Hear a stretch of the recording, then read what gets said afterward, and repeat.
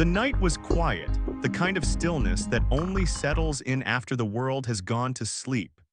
The room was bathed in the soft glow of the moon, casting long, gentle shadows across the floor.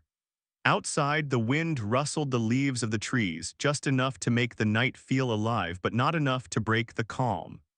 Inside, the house was still, the only sound the soft hum of the refrigerator and the faint creak of the house as it settled into the cooler evening air. It was the kind of night that feels safe, that feels familiar. But sometimes in the quiet you notice something, a shift, a feeling that you're not alone. And it starts small. A breath too close, a rustling sound you can't place, or the way the room feels just a little different when you wake, as if something's changed without you realizing it. At first you think it's nothing, just your mind adjusting to the silence. But then, as you lie still, waiting for sleep to come again, the feeling grows. The presence in the room, whatever it is, lingers just beyond your reach. And you wonder if it's truly there, or if you've been awake all along, listening to something you weren't meant to hear. But the fear creeps in slowly. You try to reassure yourself, but the silence becomes oppressive, and soon the room doesn't feel like your own anymore. Something is watching. And when the quiet becomes unbearable, you finally open your eyes and you see them, standing there just out of reach in the dark. I had only lived in the apartment for a few months when I first noticed it. It wasn't anything drastic at first, just little things that didn't quite add up. I had moved into a small one-bedroom unit in an old building, the kind where the walls creaked at night and the floors had a bit of character, making them groan underfoot. It was quiet enough, nestled in a corner of the city that wasn't exactly bustling, but still alive enough that there were sounds to keep the silence from becoming oppressive. As I had settled in quickly, unpacked my things, found a place for everything, and established a routine. I would work during the day, grab a quick dinner in the evening, and spend most nights curled up with a book or watching TV, enjoying the peace of the apartment. I had always been a light sleeper, so I was used to hearing the faint noises of the building at night. The distant sound of neighbors moving about, the low hum of the refrigerator, the creaking of the pipes. But one evening, just after I had finished dinner and was getting ready for bed, something changed.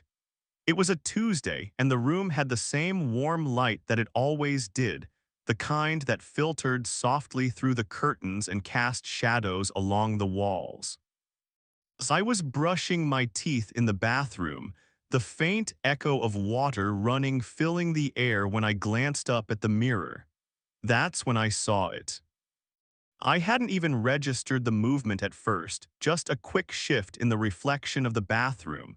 But when I looked again, I froze. It wasn't much, just the barest glimpse of something that didn't quite match the angle I was standing at. The reflection in the mirror wasn't exactly the same as what I was seeing in real life. My movements were slightly off, as if the mirror was a second behind, like a delay in a video feed. I wasn't sure if it was the light playing tricks on me or if I had just imagined it, but for that one moment, I couldn't shake the feeling that something had shifted, something subtle but unsettling. I turned away from the mirror quickly, brushing it off as nothing more than my imagination. I had been tired, the kind of tired that comes from a long workday. Maybe it was just the way the light caught the glass or the way my mind was working faster than my body. But the feeling lingered in the back of my mind, that quiet sense of discomfort that was hard to ignore. I finished brushing my teeth, washed my face, and turned off the bathroom light, trying to shake off the odd feeling that seemed to hang in the air. That night, I lay in bed, trying to settle into sleep. The apartment was still and quiet, but I couldn't stop thinking about the mirror. Every time I closed my eyes, I kept seeing the reflection in my mind, the way it didn't quite line up with my movements. The way it felt like something was wrong, even though I couldn't pinpoint why. As I tried to tell myself it was just a trick of the light, a moment of exhaustion, But the more I thought about it, the more I couldn't shake the feeling that something was subtly off in the apartment. It wasn't until the next morning when I got up and walked into the bathroom to get ready for the day that the strange feeling returned. The mirror was the same as it always was, the glass clean, the reflection clear. But as I brushed my hair, I noticed something odd again, a movement just out of sync with mine. I paused, watching the reflection carefully, and it was subtle but unmistakable. As I moved my hand to adjust my hair, the reflection in the mirror seemed to hesitate for a split second, just a moment too long, as if the image wasn't following my movements exactly. My heart skipped a beat. I stared into the mirror, searching for something that made sense. But there was nothing, no signs of anything unusual, no reason for the unease creeping up my spine. Still, I couldn't shake the feeling. That night after work, I decided to take a closer look.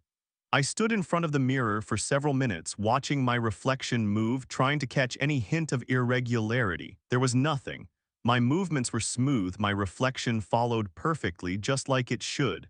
But then, as I shifted slightly, I noticed something strange. Just out of the corner of my eye, in the reflection of the bathroom doorway, I saw a shadow pass. It wasn't my shadow.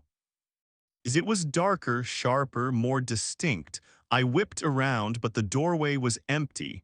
No one was there. I felt the hairs on the back of my neck stand on end.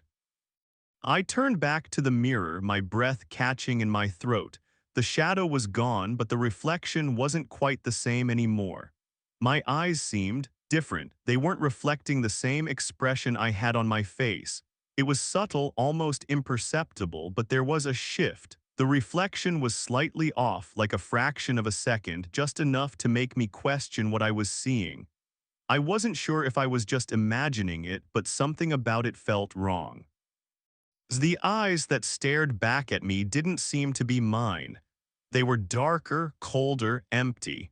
For the first time since I'd moved in, the apartment didn't feel like home anymore. I backed away from the mirror, heart pounding in my chest. I couldn't stop thinking about the feeling that had settled in my stomach.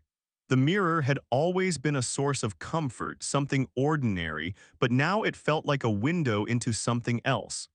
Something I didn't want to understand. I spent the rest of the night in a haze, distracted, unable to shake the sensation that I wasn't alone in the apartment.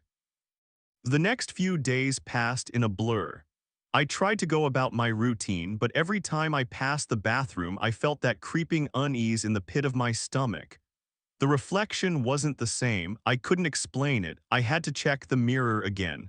This time, as I stood in front of it, I didn't move, waiting, watching for anything that felt out of place. Nothing. But when I looked into my own eyes, I saw it, the briefest flash of something. Just a flicker, like a hint of movement behind my gaze. Something that wasn't mine. That night, I made the decision to cover the mirror. I couldn't explain what was happening, but I knew I couldn't keep looking into it. I didn't feel safe anymore, standing in front of it, watching the reflection that wasn't truly mine. The feeling stayed with me, lingering in the shadows of the apartment, never fully leaving. Even now, when I look into a mirror, I can still feel that strange sense of wrongness. The way my reflection never seems to follow me quite as it should, like something is watching from behind the glass, waiting for me to look away. I still live in the same apartment, but the mirror is covered, and the unease lingers in the corners of the rooms just out of sight. I've never looked into it again. Sometimes when I pass by, I catch a glimpse of myself in the reflection of a window or a glass door, and I wonder if the same thing is still there waiting just beyond my reach. I can't be sure, but I don't want to find out. I had just moved into the apartment, excited for the fresh start after a difficult few months. The place was small, but it was all mine, a cozy one-bedroom unit on the second floor of a building that was older than I expected. It wasn't fancy, but it had character, creaky floors, faded wallpaper, and windows that let in the soft light of the late afternoon. The kind of place where you could feel the history in the walls, even if it was just the quiet hum of lives lived before yours. It was perfect, or at least it felt like it would be. I had spent days unpacking my things, setting up my life in this new place, trying to build some sense of normalcy. The first week passed without incident. I settled into a comfortable routine, work during the day, cooking in the evenings, and curling up with a book before bed. The apartment was quiet, almost too quiet, and I found solace in the peace.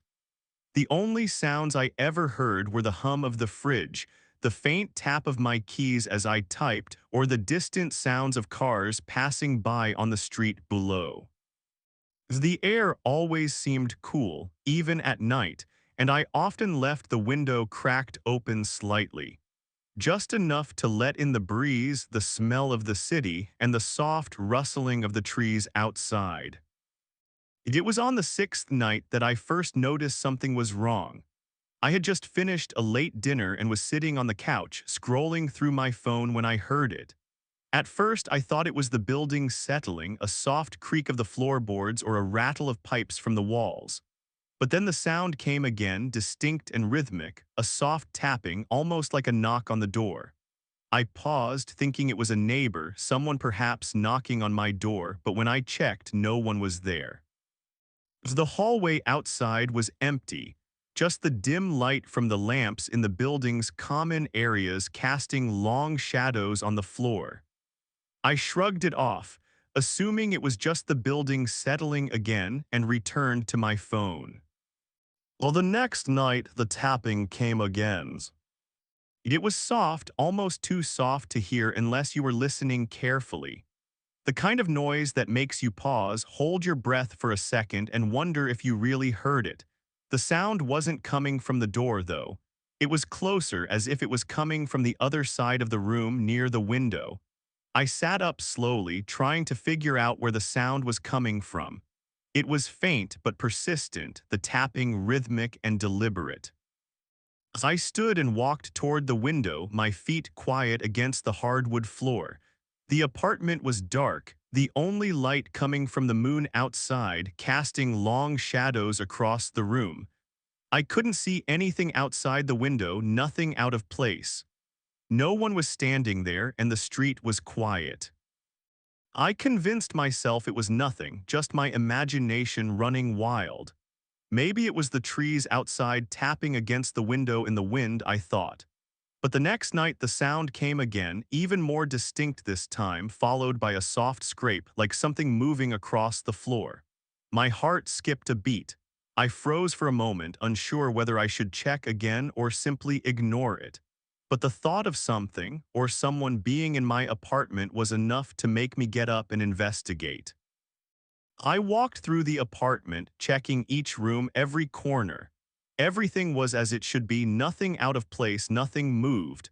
The apartment was as quiet as it had been when I first moved in. But the unease lingered, like something was just out of sight, just beyond my reach. I returned to the living room, sat down, and tried to focus on my book again, but the tapping sound remained in the back of my mind. I kept telling myself it was nothing, just the house settling. But deep down, I knew something was wrong. The next night, I heard it again. The same soft tapping, but this time it felt closer, more deliberate. It seemed to be coming from behind me, just outside the room. I couldn't ignore it anymore. I got up slowly, my feet dragging against the floor. I stood in the middle of the living room, listening intently, trying to pinpoint the source of the noise. The tapping continued, steady and rhythmic, like someone was walking across the floor. It was faint, almost too quiet to hear, but it was there. And then in the distance, I heard something else. A soft, almost imperceptible shuffling sound, like someone dragging their feet. I froze, my heart beat faster, louder now, the sound of my pulse in my ears. I couldn't explain it, but I knew someone was in my apartment. The footsteps, if they were footsteps, were too real, too deliberate to ignore. I couldn't see anyone, but I could feel the presence in the air like a weight pressing down on the room. The silence between the steps stretched on, thick and suffocating. I couldn't stay there. I grabbed my phone and called a friend, but before they could answer, the sound stopped. I stood in the middle of the apartment, listening for any noise, but it was silent again, the kind of silence that presses against you, fills the room with its weight. I ended the call quickly and went back to the living room, but even though the noise had stopped, the feeling didn't. It was as if something or someone was still in the room with me, watching. I stayed up the rest of the night, sitting on the couch, staring into the dark corners of the apartment. I didn't know what to do, didn't know who to call.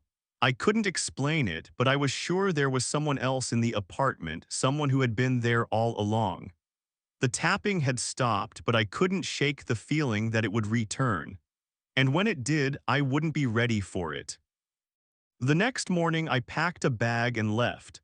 I told myself I'd come back later to figure it out, to sort through what had happened, but I couldn't. I stayed with a friend for a few days, trying to forget the strange noises, the feeling of being watched. I never went back to the apartment. It sat empty for weeks, and when I finally returned to collect my things, the place was still silent. There was no tapping, no footsteps, nothing to explain what had happened. But the sense of unease stayed with me, lingering in the corners of the apartment, like an invitation to something I didn't want to understand. Now every time I'm alone in a room at night, I can hear it again. The faint tapping, the shuffling footsteps, always just beyond my reach. Sometimes I wonder if that guest is still waiting for me to come back. It was a typical Saturday afternoon when I first noticed the window. I had just moved into the house a few weeks earlier, excited to start fresh in a quiet neighborhood. The house was old, built in the early 1900s, and had all the charm you'd expect from a place of its age: high ceilings, creaky wooden floors, and thick, old windows that rattled with the wind. It was peaceful, the kind of place you could see yourself settling into. The house sat on a tree-lined street, the kind of street where kids still played outside and neighbors actually talked to each other. I spent the first few days unpacking, organizing, and getting used to the rhythms of the house. The kitchen was small but functional, and the living room had a large window that looked out onto the quiet street. The light in the house was soft, especially in the late afternoons, and it had a welcoming warmth to it that made me feel like I was in the right place. I had a small office set up upstairs in what used to be a nursery. The room had a large window that overlooked the backyard, and from that window you could see the trees in the distance, swaying gently in the breeze. It wasn't until a few weeks later, just after settling into a new routine, that I began to feel like something was off in the house. I first noticed it when I was sitting in the office one night working late. The house was quiet, too quiet, save for the occasional creak of the old wood underfoot. I was used to the sounds of the house settling, the hum of the refrigerator, the rattle of a window in the wind. But that night, the quiet felt different. It felt too still, like the house itself was holding its breath. The feeling lingered in the back of my mind, but I couldn't quite place it. Around midnight, I decided to take a break and walk around. I stepped out of my office and wandered through the hallway, stretching my legs. I passed the small guest bedroom and glanced inside, something making me stop. The window in that room had a view of the street and the curtains were slightly pulled back. For a split second, I saw a figure standing just outside the window, but it was gone as quickly as I saw it. I froze, my heart skipping a beat. I couldn't tell if I had imagined it, but the shadow had been clear, too distinct to ignore. I walked back to the window and pulled the curtain aside. The street was empty. There was nothing there, no sign of anyone having been outside. I sighed, trying to push the unease away, and told myself it was just the light playing tricks, or maybe my eyes had deceived me. I had been working all night after all, but the feeling lingered, Something about it didn't sit right with me. The next few nights, the feeling intensified. The house continued to settle, the familiar creaks and groans, but now there was something more. I started to hear soft sounds, things that didn't seem to belong. Footsteps that I couldn't trace, whispers that seemed to echo from somewhere beyond my hearing, and always the feeling of being watched. One night, after hearing what sounded like a child's giggle coming from upstairs, I finally decided to check the house thoroughly, hopping to find an explanation. I walked through each room, checking the windows, checking the doors. Everything seemed fine until I reached the guest room again. This time I noticed something I hadn't before. The window was slightly open, just a crack, barely enough for someone to slip through. I didn't remember leaving it open.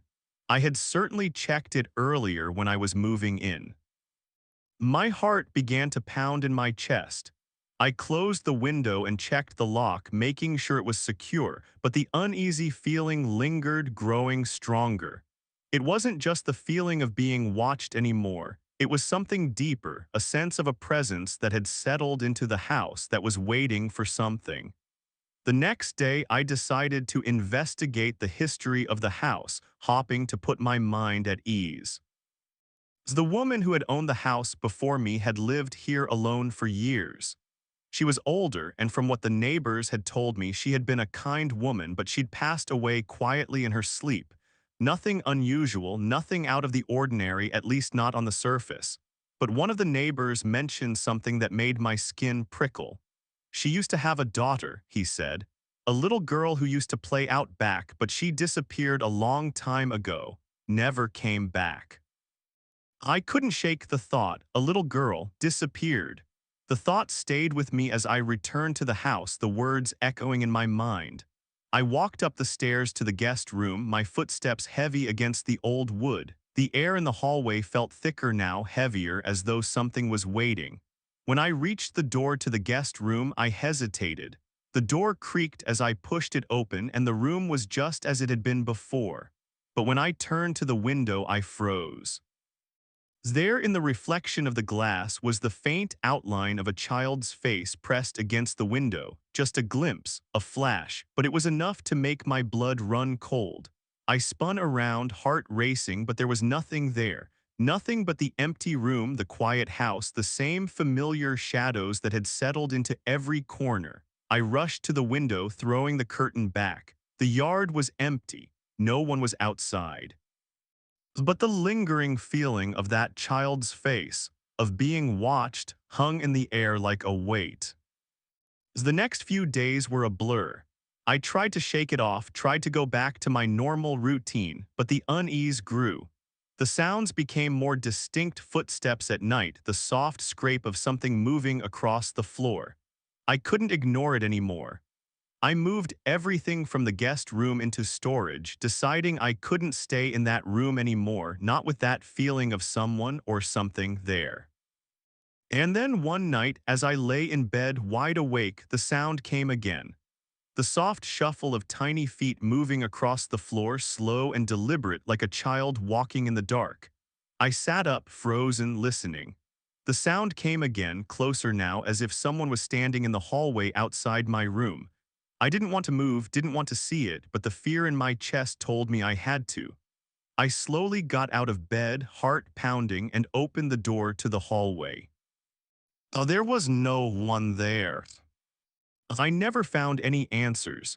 The house has stayed quiet since, and I've moved on, found a new place to live, and tried to forget. But sometimes, when the wind picks up outside and the trees brush against the window, I hear it again, that soft shuffle. And I remember the little girl's face pressed against the glass, watching, waiting. The night has a way of unfolding its secrets slowly, almost like it's waiting for us to notice. The stories we've heard tonight remind us that fear doesn't always announce itself with a loud bang, but often slips quietly into the room when we're most vulnerable. It's that subtle shift, the small sounds, the feeling of a presence where there should be none, that makes our skin prickle, makes us question what's real and what's not. As we lie in bed, eyes half closed, we can feel it. the quiet weight of the unknown always just a whisper away. We've all had those moments, lying in the dark, half awake, half asleep, when a noise or a shift in the air makes us wonder if we're truly alone. Maybe it's just the house settling, or maybe it's something else entirely. The truth is, we'll never really know. But that's the way of the night, isn't it? It hides its answers just beyond the edge of our awareness, teasing us with the thought that we're never truly alone, even when we think we are. So as the night deepens and the quiet settles in around you, remember that you're not the only one who's felt the chill of an empty room suddenly filled with something or someone unseen. And if you ever feel that presence again, you're not alone in wondering if you should check or just lie still, waiting for the silence to return. If these stories leave you with more questions than answers, you know where to find me. But for now, let the room around you settle. Let the darkness fold in quietly and rest, knowing some mysteries are better left unsolved, and some things are better left in the shadows. Until we meet again.